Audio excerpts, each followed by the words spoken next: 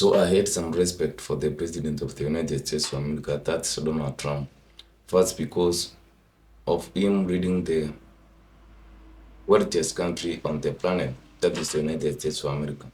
And also, I've had an opportunity of reading some of his books. I believe the first one was the one which he did with Robert Kiyosaki, and about the book I've read The Art of the Deal. So, from what I've seen also in social media and also news platforms, in terms of how he has built December, it serves some respect. But there's an issue where you don't even need to respect the President of the United States of America because of what he's doing in terms of addressing other nations. The first incident which we had with the President of the United States of America was when they decided to invade Vladimir Zelensky of Ukraine.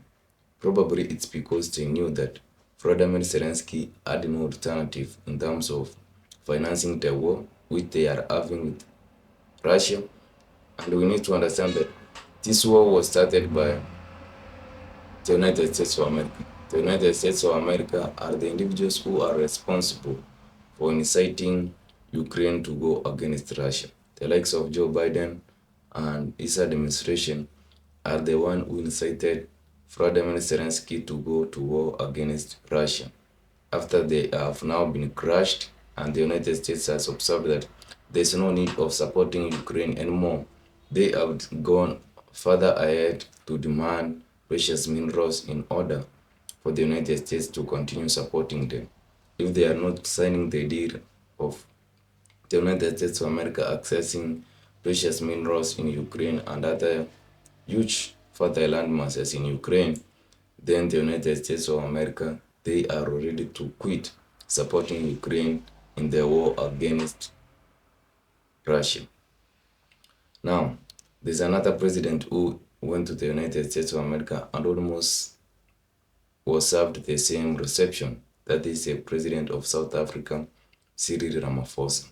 Cyril Ramaphosa went to the United States of America with the intention, I believe an naive intention of going to the United States of America to at least inform Donald Trump, who has already made his mind on what is going on in South Africa. Donald Trump, together with his closest friend, that is Elon Musk, they have already made their mind that the United States of, not the United States of America, but South Africa is committing a genocide against the white farmers in South Africa, which is completely a lie, because from what I've seen and from what I've heard is that the clips which the United States President, that is Donald Trump, used to illustrate what's happening in South Africa, those were some of the clips obtained from the Democratic Republic of Congo, and others were just pure fiction. As usual, Donald Trump is somebody who is used to drama, who used to television shows, so he decided to use the Oval Office of the United States of America to humiliate the president of South Africa, Cyril Ramaphosa. At the same time, I need to also blame Cyril Ramaphosa by him being naive, or him accepting to be naive to go and convince Donald Trump that what's going on in South Africa is not what he is aware of. Those are lies which are actually being spread by the mainstream media and other social platforms in order to depict South Africa in a bad image. But for Donald Trump, together with his big brother or young brother Elon Musk, they have already made their minds again on South Africa, and they want to enforce their power in terms of purchasing and also being one of the greatest consumer countries on this planet in order to force South Africans to accept what they are intentionally don't want to accept.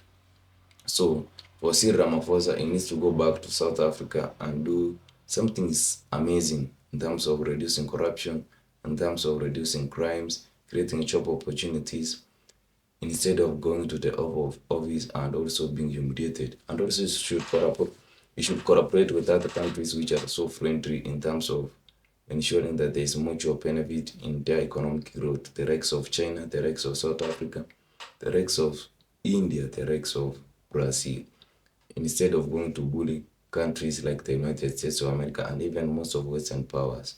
So those are my thoughts on the president of South Africa And also on the President of the United States of America, we need to accept that that is a person who is going to be dealt with for the next 3 or 4 years between countries which want to have a business deals negotiations with the United States of America.